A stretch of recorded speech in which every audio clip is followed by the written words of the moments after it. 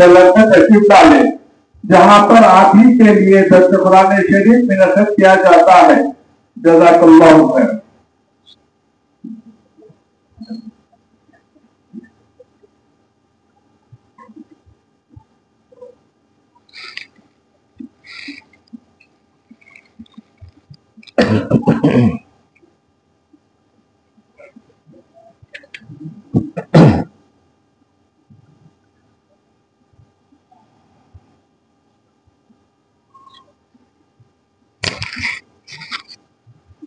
بسم اللہ الرحمن الرحیم.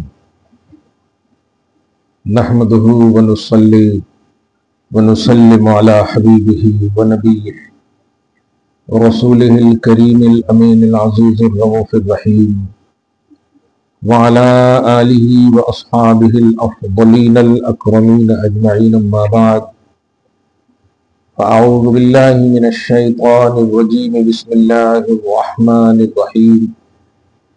فَلْيُقَاتِلْ فِي سَبِيلِ اللَّهِ الَّذِينَ يَشْرُونَ الْحَيَاةَ الدُّنْيَا بِالْآخِرَةِ وَمَنْ يُقَاتِلْ فِي سَبِيلِ اللَّهِ فَيُقْتَلْ أَوْ يَغْلِبْ فَسَوْفَ نُؤْتِيهِ أَجْرًا عَظِيمًا. صدق اللہ العظیم. حصول برکت کے لیے دھیرے دھیرے درود شریف پڑھ لیں. اللہم صلی وسلم مبارک علی سیدنا و شفیعنا و حبیبنا و مولانا محمد و آلہ و اصحابہ وبارک وسلم کما تحب و ترضا بان تصلی علیہ.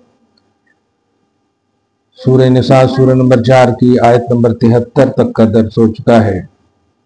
اللہ پاک اپنے فضل سے سارے دروس کو قبول فرمائے. ہم سب کی حاضری کو اپنے فضل سے اپنے حبیب کے صدقے میں مقبول بنائے. آیت نمبر 74 سے درس کا آغاز ہے. اللہ سبحانہ فرماتا ہے وہ لوگ جو دنیاوی زندگی کو آخرت کے بدلے میں بیچ دیتے ہیں، یعنی جو آخرت کو ترجیح دیتے ہیں، جن کی سوچ و فکر میں ہمیشہ آخرت ہوتی ہے اور دنیاوی زندگی فانی ہے یہ فکر ہوتی اور آخرت باقی ہے خیر ہے یہ فکر ہوتی. تو ایسے لوگوں کے حوالے سے اللہ سبحانہ فرماتا ہے وہ اعلاء کلمت الحق کے لیے اللہ کی راہ میں قتال کریں، یہ میرا حکم ہے. اور قتال کا مفہوم بتا دیا میں نے. بلا وجہ مار کاٹ کا نام قتال نہیں ہے، بلکہ اپنے مذہب کے ڈیفینس اور دفاع کے لیے جب مذہب کو چیلنج ہو اور آپ کے دین پر ظلم ہو تب جا کر کے کمر بستہ ہونا، دین کی بلندی اور سربلندی کے لیے آپ پر کھڑا ہونا لازم ہے، فرض ہے. یہ ہے اصل. لوگوں نے ظاہری الفاظ کو دیکھ کر نئے نئے طریقے سے مسلمان کو نہیں اسلام کو زیر کرنے کے لیے قتال کا غلط مفہوم، جہاد کا غلط مفہوم امت کے سامنے پیش کیا ہے. قتال اور جہاد ہر وقت فرض نہیں ہے، ایک خاص وقت میں فرض ہے. اور وہ خاص وقت یہ ہے کہ جب آپ کے دین اور مذہب پر کوئی آنچ آئے، مشکلات آئے، تو جو آنچ لا رہے ہیں ان سے کریں گے قتال، جو آنچ نہیں لا رہے ہیں ان کو چھوئیں گے تک نہیں. یہ بھی ہے. اس لیے اس بات کو ہمیشہ اسلام کی خوبصورتی کے آئینے میں دیکھا جائے کہ اسلام مطلقاً قتل و جہاد کا حکم نہیں دیتا، قتال کا حکم نہیں دیتا اپنے مذہب کے ڈیفینس کے لیے. بلکہ عام بات بھی ہے نا بھائی کہ آپ پر کوئی ظلم کرے تو آپ اگر طاقت ہو تو کیا اپنا ڈیفینس نہیں کریں گے؟ آپ یقیناً کریں گے. اسی ڈیفینس کا نام ہے قتال اور جہاد. آسان انداز میں سمجھ لیں. اب جو ڈیفینس کرنے کی طاقت نہیں رکھتے تو ان کے حوالے سے قتال فرض ہی نہیں ہے ان کے اوپر، جہاد فرض ہی نہیں ہے ان کے اوپر. جیسے عورت، بچے، بوڑھے، ان سب پر ہے ہی نہیں پر، جبکہ یہ مسلمان ہے. اس کا مطلب یہ ہوا کہ اسلام کی جو خوبصورتی ہے وہ شرائط اور کنڈیشنلی ہے. لیکن کچھ یہودی فکریں رکھنے والے اور بکاؤ پڑھے لکھے، مولوی بھی تو نہیں کہہ سکتے، پڑھے لکھے لوگ غلط آج کل تو آپ دیکھ رہے ہوں گے، اس سے پہلے بھی میں نے کوئی نازیہ خان الہی کا نام لیا تھا آپ کے سامنے. پہلے وہ لعنت ایسا چہرہ پہ برستا اس کے، بدبخت کسی عورت، ایک عورت ہو کر کے اس طرح کی باتیں کرتی، معاذ اللہ رب العالمین. اور مسلمان، نازیہ الہی خان، کیا کیا نام ہے. پھر ایک کلپ میں نے ابھی دیکھا، تو اس طرح سے مسلمان مطلب ریپرزینٹ کرتی اسلام کو. اچھا، اسلام میں ہو کر کمال یہ ہے، اگر آپ کو مذہب اسلام معاذ اللہ پسند نہیں ہے تو آپ کھل کر کے دوسرے مذہب کو قبول کیجیے، اور جس مذہب کو آپ قبول کر رہی ہیں اس مذہب کو پریزنٹ کیجیے، آپ اس مذہب کی تعریف کیجیے. دوسرے مذہب کی تردید کرنا یہ کہاں سے سیکھا آپ نے؟ یہ کوئی مذہب تھوڑا ہی ہے. اس کا مطلب یہ ہوا کہ وہ لا دینی ہے، بد مذہب ہے، بے مذہب ہے، بے دین ہے، اس کے پاس کوئی دین نہیں. دین ہوتا تو دین کے لیے احکام ہوتے ہیں، دین کے فرامین ہوتے ہیں، دین کے سلیبس ہوتے ہیں، اس پر وہ عمل کرنا. لیکن نہیں، جب بھی وہ بکتی تو اسلام کے خلاف. اس لیے وہ مسلمان تو ہو نہیں سکتی. عورت ہونے کے نام پر بھی وہ کلنک ہے، کیونکہ عورت ایک عزت کا عنوان ہے، حیا کا عنوان ہے، عورت ایک شرم کا عنوان ہے. عورت کا جب نام آتا ہے تو ادب سے سر جھک جانا چاہیے، ایسا تصور ہونا معاذ اللہ رب العالمین. تو ایسی کلپ وغیرہ اگر آپ کے پاس نازیہ الہی نام کے آئے تو آپ پہلی بات تو سنے ہی نہیں، ورنہ افسوس ہوگا کہ یہ عورت ہے، یہ لڑکی ہے. ایسا توبہ. انہی لوگوں نے جہاد کو، قتال کو اور اسلام کی غزوات اور جنگوں کے عنوانات کی بنیاد پر اسلام کو غلط شبیہ دی ہے، غلط تصویر پیش کر رہی ہے. اللہ تعالیٰ انہیں غارت کرے اور ہم سب کی حفاظت فرمائے. اسلام بلند تھا کیونکہ اس کی بلندی کا سبب خلق نہیں، خالق ہے. الاسلام یعلو ولا یعلا. اسلام بلند ہوتا ہے، ہوتا رہے گا، اسے بلند کرنے کی ضرورت نہیں. وہ ہماری قسمت ہے کہ اللہ ہمارے ذریعے سے اسلام کو بلند کر دے. اسی لیے آپ دیکھیں، حضور پاک صلی اللہ علیہ وسلم تشریف لے گئے، ابو بکر صدیق آئے، ابو بکر تشریف لے گئے، عمر آئے، عمر گئے، عثمان آئے، عثمان گئے، علی آئے، یہاں تک کہ امام علی مقام تشریف لے گئے، امام زین العابدین، امام باقر. اب دیکھیں جتنے بھی تمام اولیاء تشریف لے گئے، لیکن اسلام آج بھی زندہ ہے.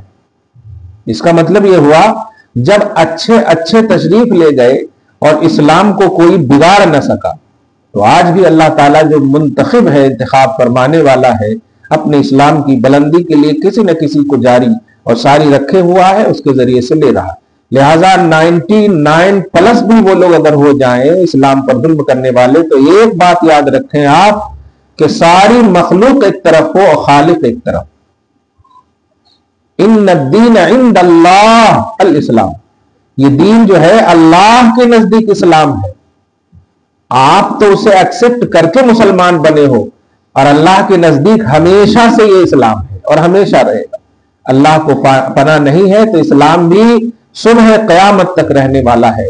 اس لیے کبھی بھی ایسی بدنیت اور بدفکر رکھنے والی فکروں سے آپ متاثر نہ ہو.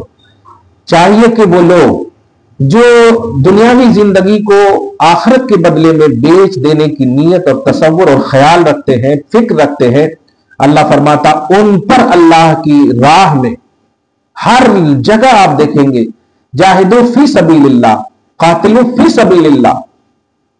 اللہ کی راہ میں قتال کرنا ہے، اللہ کی راہ میں جہاد کرنا ہے. اب یہ کیا کفار اللہ کی راہ سمجھتے ہیں اپنے آپ کو؟ یا اس طرح کی فکریں نام کے جو مسلمان ہیں، اس طرح کی عورتیں جو ہے، کیا وہ اللہ کی راہ سمجھتی ہیں؟ ہم جہاد یا قتال کا جو کانسیپٹ ہے وہ اللہ کی راہ میں کرنے کا ہے. اس کا مطلب یہ ہوا کہ جہاد اور قتال کرنے والے پہلے یہ فکس کریں گے کہ اللہ کی راہ کہاں ہے، اور اللہ کی راہ سے مراد اللہ کی رضا کے لیے کریں گے، اللہ کے حکم کے تحت کریں گے، اللہ کو نگاہ میں رکھ کے کریں گے. اور جو لوگ اللہ کی رضا کے لیے، اللہ کے حکم کے خلاف یا دین کے خلاف اپنی مطلب حسد، کینہ، بغض اور ان تمام چیزوں کو نگاہ میں رکھ کر کرتے ہیں، تو اسے قتال اور جہاد کہتے نہیں، اسے قتل و غارت گری یا دہشت گردی کہیں گے. معلوم یہ ہوا کہ دہشت گردی اور قتل و غارت گری میں اللہ کی رضا کا عنوان نہیں ہوتا، اور قتال و جہاد میں اللہ کی رضا کا عنوان ہوتا ہے۔ اسی لیے دہشت گردی میں مارنے کا خیال رہتا ہے، اور جہاد و قتال میں مرنے کی بھی فکر رہتی ہے کہ اگر مر گئے تو ہم شہید ہوں، یہ فکر بھی رہتی ہے۔ لیکن دہشت گرد کبھی نہیں چاہتا کہ وہ مرے، بلکہ ہمیشہ چاہتا کہ مارے۔ اللہ تعالیٰ ہمیں صحیح اسلام سمجھنے کا وافر جذبہ نصیب فرمائے اور صحیح اسلام پر قائم رکھے۔ وَمَن يُقَاتِلْ فِي سَبِيلِ اللَّهِ، اور جو اللہ کی رضا کے لیے اللہ کی راہ میں قتال کریں گے۔ اب دیکھیے اس کا عنوان جو میں نے ابھی کہا کہ دہشت گرد اور ٹیررسٹ وہ ہوتے ہیں جو مارنے کا خیال رکھتے ہیں، لیکن اللہ کی راہ میں جو دین کی بلندی کے لیے اپوزیشن کو زیر کرنے کا جو تصور اور خیال رکھتے ہیں، اس کا تصور اللہ اس طرح پیش کرتا فَيُقْتَلْ، اگر وہ ایسا کرنے والا مجاہد مار بھی دیا جائے اور یغلب یا غالب آ جائے اپوزیشن پر، ہر دو صورت میں اس کے لیے ہم اجر عظیم تیار کر رکھیں۔ اس نقطے پر غور کیجیے، اپوزیشن پر غالب آنا بعد میں کہا اللہ تعالیٰ نے، فَيُقْتَلْ پہلے کہا ہے، یعنی اگر وہ مار بھی دیا جائے۔ اس کا مطلب یہ ہوا کہ قتال و جہاد کرنے والا سب سے پہلے نیت یہ رکھے کہ ہم اللہ کی راہ میں مرنے جا رہے ہیں، مارنے کا خیال نہ ہو، مرنے کا خیال پہلے ہے۔ ایسا کوئی انسان؟ مگر ہمیں کیا ریپرزینٹ کر رہے ہیں لوگ؟ یہ دیکھو مارنے والی جماعت ہے، مارنے والی قوم ہے، مارنے والی قوم ہے۔ نہیں، قتال و جہاد میں سب سے پہلے مرنے کا جذبہ اللہ نے پیش کیا، فَيُقْتَلْ، قتل کر دیے جائیں، او یغلب، یا غالب آ جائیں۔ یہ خوبصورت نقطہ کون جانتے؟ یہ لوگ اسلام سے دور ہیں اور علم القرآن سے دور ہیں، شریعت سے دور ہیں، بس انگریزی کی چند کتابیں نگاہوں میں ہوتی ہیں، اس بنیاد پر جو بھی یہودی فکریں اور اسرائیلی تشریحات ان کے سامنے ہوتی ہے، بس اسی اعتبار سے اسی کو پیش کر دیتے ہیں۔ سوچیں نا آپ کہ آج تو آل ورلڈ میں مسلمان ہے، آل ورلڈ میں مسلمان ہے۔ جب میرے آقا صلی اللہ علیہ وسلم تشریف فرما ہے تو زیادہ سے زیادہ 1 لاکھ، 1.25 لاکھ، 1.5 لاکھ، یعنی مطلب کوانٹیٹی میں ہے، وہ عرب تک محدود ہے اسلام۔ اور مگر ایسے ہیں اسلام، جیسے حضرت عمر ابن خطاب، یہ بالارادہ میں یہاں پر نام اس لیے لے رہا ہوں کہ چیف آف کعبہ جو تھا، کعبہ کا جو چیف تھا، جس کو گورنر کعبہ کہیں گے، وہ ابو جہل تھا۔ لیکن ابو جہل کے ہاتھ میں ڈوری ہونے کے باوجود عمر ابن خطاب کا لیول یہ تھا کہ ابو جہل بھی اس سے ڈرتا تھا۔ اتنی طاقت تھی عمر ابن خطاب کے پاس۔ اب آپ سوچیں، اتنی طاقت تھی، وہ عمر جب نبی پر ایمان لے آئے تو اپنی طاقت کا اس طرح سے ارشاد فرما رہے ہیں کہ میں کل بھی عمر تھا، آج بھی عمر ہی ہوں، میری طاقت میں، میری پوزیشن میں کوئی کمی نہیں آئی ہے، بس کل کافر تھا، آج مومن ہو، نبی کا ہو۔ دھیان یہ رکھنا کہ اگر محمد کو ستانے کی بات کی گئی تو عورتیں بیوہ ہو جائیں گی، بچے یتیم ہو جائیں گے، اس طرح سے سارے اپنا انٹروڈکشن کرا دیا۔ میں پوچھنا یہ چاہتا ہوں کہ کیا یہ منظر پوری دنیا نے نہیں دیکھا؟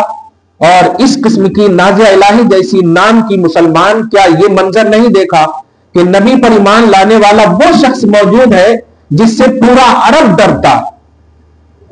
تو اگر اسلام ڈرنے اور ڈرانے کا نام ہوتا، مارنے اور کاٹنے کا نام ہوتا، تو سب سے بڑا عمر ابن خطاب جو نبی کا سپورٹر بن کر اسلام قبول کر چکا ہے، کیا مٹھی بھر کو نہیں مار سکتے تھے؟ یقیناً مار سکتے تھے، لیکن نہیں۔ تاریخ گواہ ہے، عمر ابن خطاب ایمان لائے، مکہ میں رہے مصطفیٰ کے ساتھ 7 سال 8 سال جو بھی مکہ میں، پھر مکہ سے ہجرت کر کے مدینہ گئے، کوئی غزوہ نہیں۔ مدینہ کی ہجرت کے 2 سال کے بعد سوچے آپ، یہ جو رننگ آف لائف ہے عمر کی، کیا عمر ابن خطاب یوز نہیں کر سکتے تھے نبی؟ ایسے منظر کو امت کے سامنے پیش کریں گے تو اسلام کی خوبصورتی نظر آئے گی۔ اب آپ کہیں گے کہ کیوں نہیں یوز کیا؟ تو جواب یہی ملے گا، یہاں طاقت کا استعمال کرنا بیجا یا ناجائز اسلام کبھی اجازت نہیں دیتا، جب ضرورت پیش آتی تب دیتا اسلام اجازت، جسے ناجائز نہیں جائز کہتے، ورنہ عمر ابن خطاب کو استعمال نبی کر سکتے تھے۔ یہ منظر اپنے دھیان میں رکھیں، بڑے بڑے اجلہ صحابہ، طاقتور صحابہ، کرشی صحابہ، انہی میں سے ایمان لانے والے لڑنے کا عنوان رکھتے تھے، لیکن نہیں، صدیوں سے جو لڑائیاں آ رہی تھی، آپس میں جو قتل و غارت گری ہو رہی تھی، وہ سب کا خاتمہ کرنے کے لیے نبی علیہ الصلوۃ والسلام تشریف لائے۔ چنانچہ فرمایا، کیا مشہور نہیں ہے قبیلہ اوس و خزرج، بہت مشہور قبیلہ ہے، صدیوں سے لڑائی تھی، لیکن نبی کی تشریف آوری فَأَنْقَذَكُم مِّنْهَا، بچا لیا انہیں، لڑائی کا خاتمہ کر دیا نبی۔ تو ہمارا اسلام جو آیا ہے، جنہوں نے ریپرزینٹ کیا محمد عربی صلی اللہ علیہ وسلم نے، دونوں کی ذات پاک سارے جہان کے لیے امن کا عنوان ہے، انقلاب رحمت کا عنوان ہے، شانتی کا پاٹشالہ ہے۔ آج بھی آپ دیکھیے، یو پی کی سرزمین کا تھوڑا سی مطالعہ اگر کی ہوں گی اور جائزہ لی رہی ہوں گی تو آپ دیکھیے سب آپس میں لڑ رہے ہیں، کوئی بھی مد مقابل نہیں ہے وہاں کے چیف منسٹر کا کوئی مسلمان، آپس میں سب لڑ رہے ہیں، اور ہر مسلمان یہی کہتا ہے کہ نہیں، امن و شانتی سے رہنا چاہیے، کسی کو لڑنا نہیں چاہیے۔ یہ ہے اسلام، ایک طرف نظر آ رہا ہے اور وہ سب آپس میں لڑ رہے ہیں، اور دیکھیے گا ملک دیکھے گا، ہماری نسلیں انشاءاللہ ضرور دیکھیں گی کہ اسلام کی وجہ سے ہی انہیں شانتی ملے گی۔ ان میں آپسی اختلافات جو بھی دور ہوں گے، آج آپ بہار میں الیکشن ہو رہا، سب ایک دوسرے پر کیچڑ اچھال رہے ہیں، سب ایک دوسرے پر، لیکن تاریخ گواہ ہے کہ ہمارے بیرسٹر پر کوئی بھی ایسی آنچ نہیں لا رہے ہیں یا ایسے جملے نہیں کس رہے ہیں جو اسلام کے خلاف۔ وہ بول رہے ہیں حیدرآبادی کہیں کو آئے، یہ کہیں کو آئے، وہ کہیں کو آئے۔ اچھا، گجرات کے لوگ جا سکتے ہیں، آسام کے لوگ جا سکتے ہیں، حیدرآباد کے لوگ نہیں جا سکتے۔ میں کہنے یہ جا رہا ہوں کہ آپ اگر اچھی رہو گے تو ظلم کے نرغے میں بھی آپ کا پازیٹو نام لیا جائے۔ اسلام کو غلط ہاتھ میں جانے کی وجہ سے، وہ غلط ہاتھ میں ہم نے نہیں دیا، وہ خود سے زبردستی، اب سوشل میڈیا کا دور ہے، گوگل اور یوٹیوب سے سرچ کر کے اپنے ہاتھ میں زبردستی لے لی۔ میڈیا میں بھی آپ دیکھیں گے بے تکی بے حیا عورتوں کے سامنے پڑھا لکھا کوئی مسلمان عالم بیٹھ سکتا ہے؟ ہرگز نہیں بیٹھ سکتا۔ میں نے ہمیشہ ایک جملہ کہا ہے کہ نہ کبھی میں نے الجامعۃ الاشرفیہ یونیورسٹی کے ذمہ دار مفتی کو دیکھا، نہ جامعہ نظامیہ کے کسی ذمہ دار مفتی کو دیکھا، نہ بریلی کی کسی ذمہ دار مفتی کو دیکھا، جبکہ ہمارا جو بیس ہے اسلام کا، یہ قلعہ ہے۔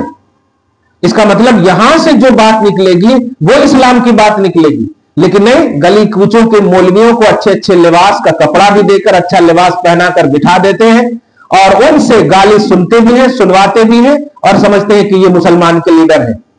تھوڑی دیر کے لیے ہم مان سکتے ہیں کہ یہ مسلمان کے لیڈر ہے، لیکن یہ اسلام کے لیڈر نہیں ہے۔ اسلام کے لیڈر ذمہ داران ادارہ کے مفتیان اسلام ہیں، جو صبح و شام زندگی عربی عبارات میں اپنی گزار دیتے ہیں۔ کبھی بھی آپ نے دیکھا مفتی ضیاء الدین نقشبندی کو، یا مفتی خلیل احمد کو، یا مفتی عظیم الدین کو، یا خواجہ شریف کو، یہ سب بڑے بڑے حضرات جن میں کچھ کا انتقال ہو گیا علیہم رحمت و رضوان، ان سب کو کبھی دیکھا ڈیبیٹ پہ بیٹھتے ہوئے؟ نہیں، یہ نہیں بلائیں گے، کیونکہ وہاں پری پلان ہوتا ہے اسلام کو کنڈم کرنے کا، پلان تیار رہتا ہے۔ میں یہ ذہن اس لیے دے رہا ہوں کہ آج کی 8 سے لے کر کے یعنی تقریباً 7-8 آیتیں اسی سے ریلیٹڈ ہے، اس لیے اس لیے خوبصورتی بتا رہا ہوں کہ حالات حاضرہ پر بھی قرآن پاک کا انطباق ہو، اور چونکہ یہ کتاب ہدایت ہے، اس میں ہدایت آپ کو ملنی چاہیے، سولوشن، آپ کو پرابلم کریٹ نہیں کرنا چاہیے آپ کے فکروں میں یا سوچ میں۔ آپ پازیٹو تھے اور ہیں اور رہے۔ ابو جہل نبی پر آج تک کلیم نہیں کیا، بلکہ ابو جہل نے نبی کو سچا مانا۔ سوال یہ ہے کہ نبی کو سچا کیوں مانا؟ اتنا سے سوال آپ کو، نبی کو سچا کیوں مانا؟ آج کے لوگ جو بکنا ہے بکے، وہ صرف ہمیں دیکھ کر کے بک رہے ہیں، وہ اسلام پڑھ کر نہیں بک رہے، کیونکہ اگر کافر بھی اسلام پڑھتے تو ان کی اصل جو ابو جہل ہے، وہ اصل تک پہنچتے ہوئے کبھی بھی نبی اور نبی کا لایا ہوا دین کبھی بھی انگلی نہیں اٹھاتے، کیونکہ ابو جہل نے نبی کو سچا کہا ہے۔ سورۃ الانعام کی آیت نمبر 33 میں واللہ انہ لصادق، ابو جہل نے کہا اللہ کی قسم بے شک محمد سچے ہیں۔ تو سوچیں جب ان کی اصل نے آپ کے اسلام لانے والے آپ کے نبی رحمت للعالمین کو سچا کہا، کون ہوتا ہے کہ نسل جو ہے اصل کے خلاف بات کرے، وہ نسل ہی نہیں ہے جو اصل کے خلاف بات کرے۔ میں پوچھتا ہوں کیا درخت سے کٹ کر کے کوئی پتا ہرا بھرا رہ سکتا ہے؟ نہیں۔ درخت اصل ہے، جڑ ہے، پتے اس کی شاخیں ہیں، نسل ہے۔ تو یہ جتنے بھی کفار ہیں، جتنے بھی یہ کفار ہیں، اپنی اصلوں کا یہ مطالعہ کر لے، ہم دور تک نہیں لے جائیں گے، ابو جہل تک کا مطالعہ کر لے، کبھی بھی ذات رسالت پر اسلام کے بڑھنے کی تو انہیں فکر تھی کہ کیوں بڑھ رہا ہے، لیکن کبھی محمد عربی صلی اللہ علیہ وسلم کے انداز تصور، انداز تبلیغ، انداز دعوت یا آپ کی دعوت پر کوئی کلیم نہیں کیا، بلکہ نبی علیہ الصلوۃ والسلام پر کئی آیتیں ایسی بھی اتری، میرے حبیب چیلنج کیجئے کہ اگر اس قرآن میں کوئی شک ہے تو ایک چھوٹی سی آیت، ایک چھوٹی سی سورت اس قرآن کی طرح لے آؤ، ایک چھوٹی سی سورت۔ سوچئے اس وقت چیلنج ہو رہا، اور کس سے چیلنج ہو رہا ہے؟ انڈیا والے تو عربی پیدا نہیں ہوتے نا، انڈیا کے جو لینگویج جو ہے اپنے اپنے اسٹیٹ کے حساب سے ہے، یہاں کا تیلگو ہے، ہمارے یہاں کا ہندی ہے، اردو ہے، اس طرح سے تو الگ الگ لینگویج ہے نا، لیکن عرب میں تو عربی لینگویج ہے، اب قرآن عربی میں اترا ہے، تو جو پیدائشی عربی ہو ان کو قرآن سمجھنے میں تو مشکل نہیں ہوئی ہوگی نا، کیونکہ ان کی لینگویج میں اترا۔ اب آپ سمجھیے ان کی لینگویج میں قرآن اترا ہے، اور اس قرآن کا چیلنج لانے کے لیے کہا جا رہا ہے، اور وہ لینگویج رکھنے والے چیلنج کو نہیں پیش کر سکے، مقابلہ نہیں کر سکے، تو آپ جن کے پاس زبان نہیں ہے وہ کیا قرآن کے خلاف بات کر سکتے ہیں؟ ان کو حق ہی نہیں ہے، کیونکہ باہر والے جو ہوں گے، غیر عربی جو ہوں گے، وہ عربی سیکھنا پڑے گا ان کو پہلے، تب عربی پر چیلنج کریں گے۔ اب اسی خوبصورتی کو سمجھیے کہ عرب کے علاوہ غیر عربی لوگ جب بھی، اب آپ اس کو کھول کر کہہ دو، انڈیا کے لوگ سب سے پہلی غلطی یہ کر رہے ہیں کہ قرآن پر چیلنج کرنے کا ان کو حق ہی نہیں، نبی پر چیلنج کرنے کا ان کو حق ہی نہیں، یعنی اسلام پر چیلنج کرنے کا حق ہی نہیں ان کو۔ کیوں؟ اس لیے کہ ان کی زبان وہ ہے ہی نہیں جو نبی کی زبان ہے، جو اسلام کی زبان ہے۔ اس طرح سے آپ نازیہ جیسی الہی شخصیت کو اور بدباطن بدخیال عورت کو آپ بتا سکتی ہیں کہ تم کہاں پہ عربی میں پیدا ہوئی، نہیں کیسے سمجھ میں آیا تمہیں اسلام کیا ہے؟ تو نیٹ پہ سرچ کر کے، واہ واہ، نیٹ پہ سرچ کر کے، نہیں تمہیں یہ حق نہیں ہے۔ کوئی بھی وکیل بنے بغیر کیا وہ وکالت کر سکتی ہے، کر سکتا ہے؟ نہیں۔ تو سب سے بڑی چیز یہ ہے کہ اسلام کو سمجھے بغیر، اسلام کو پڑھے بغیر، نبی کو سمجھے اور پڑھے بغیر، عربی کو سمجھے اور پڑھے بغیر کوئی بھی ریپرزینٹ کرنے کا حق ہی نہیں رکھتا یا رکھتی۔ اب ہم بھی آپ کو جو ابھی پیش کر رہے ہیں، ہم نے عربی پڑھے ہیں، ہم نے قرآن پڑھے ہیں، ہم نے دستار لی ہے، ہمارے پاس سرٹیفکیٹ ہے، اس لیے ہم پیش کر رہے ہیں، تو ہمیں ایک حیثیت حاصل ہے پیش کرنے کی۔ اب ان لوگوں کو کیا کہیں گے؟ نہیں، گوگل پہ کہاں، کون سی یونیورسٹی سے، کون سی عربی یونیورسٹی سے؟ انگریزی یونیورسٹی میں عربی کی سند ملے گی آپ کو، جس یونیورسٹی میں آپ پڑھیں گی اسی یونیورسٹی کی آپ کو سند ملے گی نا، جس سبجیکٹ میں آپ جو چیز کریں گی اسی سبجیکٹ کی سند ملے گی آپ کو۔ تو قرآن عربی میں ہے تو اب عربی اعتبار سے نا اس کی سند ہونی چاہیے، عربی کی سند ہونی چاہیے، قرآن کے لیکچر یا دینے کے لیے، قرآن کو سمجھانے کے لیے، اسلام کو ریپرزینٹ کرنے کے لیے۔ یہ سلیبس، یہ جو میں نے اینالائز آپ کے سامنے پیش کیا ہے، یہ کئی ایسے ویڈیوز ہمارے سامنے آئے، جو ہمارے سامنے آئے، تو ہو سکتا ہے آپ کے سامنے بھی، ہم ظاہر ہے سوشل میڈیا پہ ہے، آپ عبداللہ کو دیکھنا چاہیں عبد الرحمان آ جاتا ہے، الگ کوئی یوٹیوب دیکھنا چاہیں، کبھی کبھی تو ایسا بھی ہوتا کہ آپ پردے کی ویڈیو دیکھ رہے ہیں اور 10 منٹ کے بعد بے پردگی کا ایڈورٹائز آ جاتا۔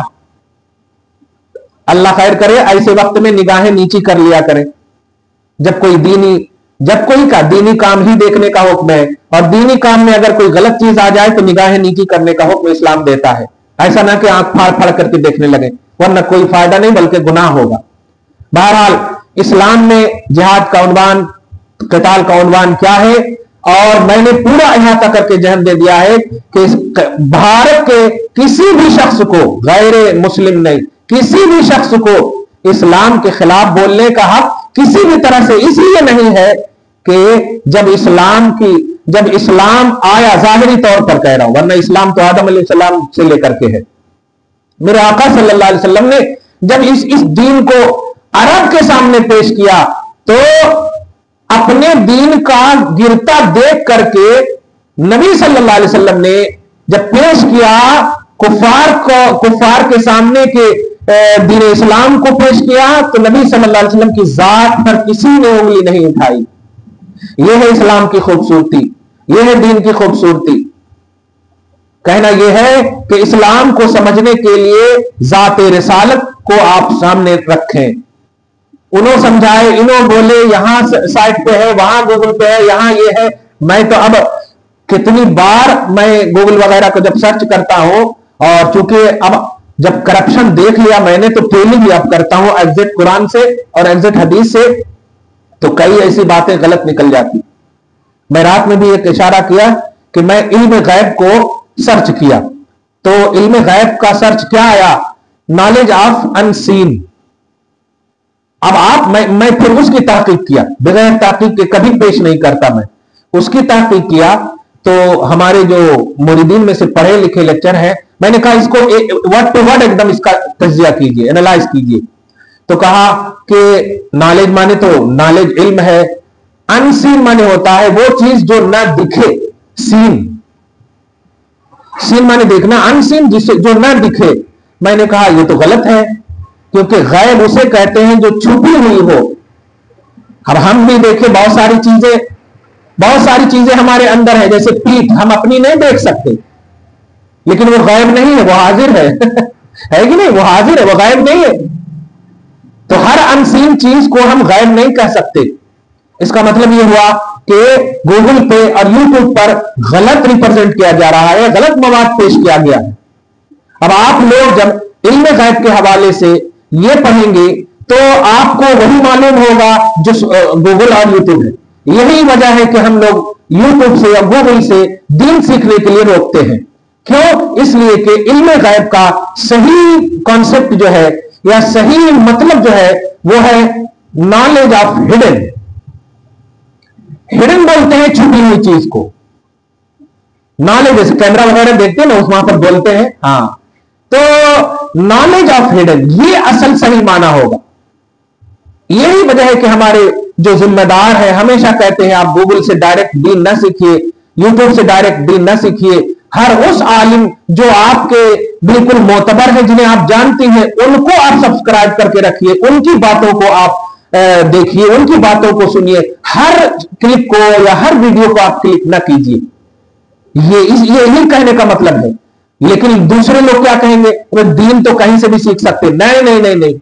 آپ دنیاوی مثال لیجئے نا کہ اگر آپ بے وضو ہیں اور نماز پڑھنا چاہتے ہیں، پڑھ سکتے؟ نہیں پڑھ سکتے. اس کا مطلب یہ ہوا نماز کا ایک کنڈیشن ہے. سوچیں جب عمل کا کنڈیشن ہے تو جو دین ہے اس کا کوئی کنڈیشن نہیں ہوگا. صحیح مسلم کی حدیث ہے کہ الاسناد من الدین، کہ یہ جو سرٹیفکیٹ ہوتی ہے نا یہ دین سے ہے. فانظر امن تاخذون عن دینکم، کہ سنو جس سے تم دین سیکھنا چاہ رہی ہو نا یا چاہ رہے ہو، پہلے یہ دیکھ لو کہ وہ کیسا ہے، وہ کون ہے. یہ حدیث ہے. فانظروا امن تاخذون دینکم، من تاخذون، کس سے تم دین سیکھ رہے ہو وہ جان جاؤ کہ وہ کون ہے. ورنہ لباس شریعت میں، لباس اسلام میں آنے والا شخص بھی آپ کو 99% صحیح دے گا اور 1% غلط دے گا، اور 100 دن جب وہ دے گا تو وہ 100% ہو جائے گا. یہ ہے ان لوگوں کی سازش، یہ ہے ان لوگوں کے کارنامے اور طریقہ تبلیغ اپنے غلط مذہب کو پروموٹ کرنے کا. بہرحال آج جو اسلام کی خوبصورتی میں نے آپ کے سامنے خصوصاً جہاد اور قتال کے عنوان سے رکھا ہے، سمجھے جب بھی اس طرح کی باتیں آئے، جیسے اب رات میں بھی ڈیبیٹ میں درس کے بعد ایک شخص آیا کہ اسلام میں تو زور زبردستی نہیں ہے نا، تو پھر زور زبردستی کیوں کرتے ہیں؟ میں نے کہا بھائی صاحب اسلام میں زور زبردستی نہیں ہے. مطلب کیا ہے اس کا سمجھیے آپ. لا اکراہ فی الدین، دین میں زور زبردستی نہیں ہے. اب اگر اس کو دنیاوی طور پر میں نے سمجھایا کہ آپ ذرا روم کے باہر جائیے. ہاں اب روم کے باہر ہی کھڑے رہیے اور میں کہوں کرسی پہ بیٹھی تو آپ کہیں گے حضرت کرسی پہ بیٹھنے کے لیے تو آپ کے گھر کے اندر آنا پڑے گا, اب باہر کھڑے کھڑے کیسا بیٹھتے؟ اب یہی مجھے سمجھانا ہے کہ جب تک اسلام سے کوئی باہر ہے اس کو کوئی زور زبردستی نہیں, کوئی زور زبردستی نہیں, کوئی زور زبردستی نہیں. اس کو نہیں کہا جائے گا نماز پڑھو, حج کرو, زکات دو, کچھ نہیں. لیکن جب اسلام کے اندر آ جائیں گے تو اب کنڈیشن لاگو ہوگا. تو کنڈیشن لاگو ہونے کو زور زبردستی نہیں کہہ سکتے, بلکہ باہر رہنے والا اگر کھڑا ہے اور اندر آنے کے وقت بھی وہ کھڑا ہی رہے تو یہ ظلم ہے.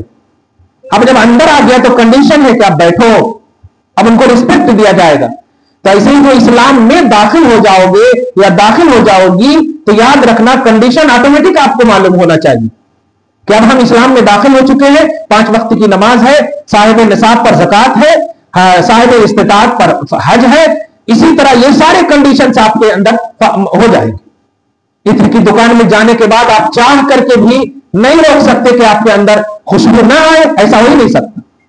تو یہ ہے اصل اس دین میں کوئی زور زبردستی نہیں. مطلب جو دین میں آ جائے گا وہ کبھی زور زبردستی کا کانسیپٹ اپنے اندر نہیں محسوس کرے گا, اور جو نہیں آئے گا وہ زور زبردستی کا. اب آپ کو کھل کر سمجھ میں آ گیا کہ جو لوگ بھی دین اسلام پر ظلم کا, جرم کا اور قتل و غارت گری اور دہشت گردی کا لیول لگاتے ہیں معاذ اللہ, وہ سمجھ جائیے کہ وہ دین کے اندر نہیں دین کے باہر, کیونکہ دین کے اندر رہنے والا کبھی بھی محمد عربی کی وہ رحمت للعالمین, محمد عربی کی ابو جہل کی طرف سے جو ٹیررسٹ کا سر غنا تھا, اس نے جو نبی کو سچا کہا, وہ سب فکریں ان کے اندر آئیں گی. اور جب حضور کی رحمت للعالمین, اسلام کی آفاقیت, دین اسلام کی رحمت, برکت, سعادت کہ جس مذہب نے ہماری ان عورتوں کو جو اسلام سے پہلے تھی چھوٹ چھاٹ کا عنوان دے رکھا تھا, اسلام میں داخل ہو گئی تو اب اولاد کو کہہ رہی ہے جا اس عورت کے قدم میں جنت تلاش. اس اسلام میں داخل ہونے والی یا والے کبھی بھی امن و شانتی کے خلاف اپنے آپ کو محسوس نہیں کریں گے, ہمیشہ امن والا محسوس کریں گے, ہمیشہ سکون والا محسوس کریں گے. یہی وجہ ہے کہ بحر ظلمات یعنی تاریکیوں کے سمندر میں بھی اپنے گھوڑے کو دوڑا دینے والے اسلام والے ہیں. اور آج تو اکیلے 4 کو رکھتے ہیں سمجھ رہے ہیں نا, 4 کو اکیلے رکھتے ہیں کہ کیا ہو جائے گا. اگر آپ پرسکون ہو تو آپ کیوں نہیں آپ پرسکون ہو کر چلتے ہیں؟ آپ کا مذہب پرموٹ آپ کو کیوں نہیں کرتا؟ آپ کا مذہب آپ کو سیکورٹی کیوں نہیں فراہم کرتا؟ ہمارا اسلام ہے کہ جو کوئی ایمان لے آتا ہے, اللہ فرماتا ہے کہ ہم جبرائیل کے ذریعے, روح القدس کے ذریعے اس کی مدد کریں گے. بہرحال میں بس اتنا کہوں گا کہ اسلام کو سمجھنے کے لیے گوگل اور یوٹیوب نہیں, یا پھر عوام یا مسلمان یہ نہیں, بلکہ جو اسکالر آف اسلام ہے, جو ریئل میں جن کو آپ جانتی ہیں, یا تو وہ ہیں یا پھر آپ خود اسٹڈی کیجئے. اور کبھی بھی اسلام کے خلاف کوئی بھی ایسی باتیں جو اسلام کے لیے پرابلم کریٹ کرتا ہو یا اسلام کے لیے امن کے خلاف عنوان دیتا ہو, شانتی کے خلاف عنوان دیتا ہو, سمجھ جائیے کہ یہ اسلام نہیں ہے. اسلام میں لفظ ہی میں سلامتی ہے بھائی. اسلام میں لفظ, جانتے ہیں مسلمان کو مسلمان کیوں کہتے ہیں؟ حدیث میں ہے ایسا کہ بہترین مسلمان وہ ہے کہ من سلم المسلمون بیدہ ولسانہ, کہ دوسرے مسلمان ان سے سلامت میں رہے, محفوظ رہے, سالم رہے. تو مسلمان یہ سلامت سے ہے, سالم ہونے سے ہے. ایک مسلمان دوسرے مسلمان, یعنی مسلمان ہونا ایک سلامتی کا عنوان ہے. اسلام سلامتی کا عنوان ہے. جو کوئی بھی سلامتی اور امن کے خلاف باتیں کرے, سمجھ جائیے کہ وہ دروازے کے باہر ہے, وہ دروازے کے اندر نہیں ہے. اسلام کے اندر ہونے والا جو کوئی بھی ہے, اگر اپوزیشن ظلم کرتا ہے تو دفاع اسلام کے لیے وہ آگے بڑھے گا, مگر اس تک بڑھے گا جو ظلم کر رہا ہے, اس کے علاوہ تک نہیں بڑھے گا. فار ایگزامپل, ہمارے ملک پر اگر ایک کوئی مطلب غیر ملک والے اگر حملہ آور ہوں گے تو ہم اس پر حملہ کریں گے جو ہمارے اوپر حملہ کر رہے ہیں. ایسا نہیں کہ ہم پوری دنیا پر حملہ کر دیں گے. یہ مثال دے رہا ہوں. آپ کے خلاف کوئی جائے گا تو آپ ان کے خلاف کچھ بولیں گے، دوسروں اس تیسرے چوتھے کے خلاف نہیں بولیں۔ یہ ہے اسلام کی خوبصورتی کہ قتال اور جہاد کا محدود کانسیپٹ ہے۔ محدود کا مطلب جو اسلام پر، جہاں اسلام پر، جس وقت اسلام پر جو کوئی بھی حملہ کرے گا اس وقت وہاں اس شخص کے خلاف نمرد آزما ہونے کے لیے ہمیں تیار ہونا پڑے گا۔ کھل کر کے آپ کو سمجھ میں آ گیا اسلام کی خوبصورتی؟ تو اب ترجمہ سن لیجئے کہ جو کوئی بھی اللہ کی رضا کے لیے اللہ کی راہ میں جائے گا فیقتل، اور جانے کے بعد مار دیا جائے گا، یعنی مر جائے گا، اور یغلب، یا اپوزیشن پر غالب آ جائے گا، فسوف نؤتیہ اجرا عظیما، تو اللہ فرماتا ہر دو صورت میں ہم اسے اجر عظیم عطا کریں گے۔ اللہ تعالیٰ آپ کو ہم سب کو صحیح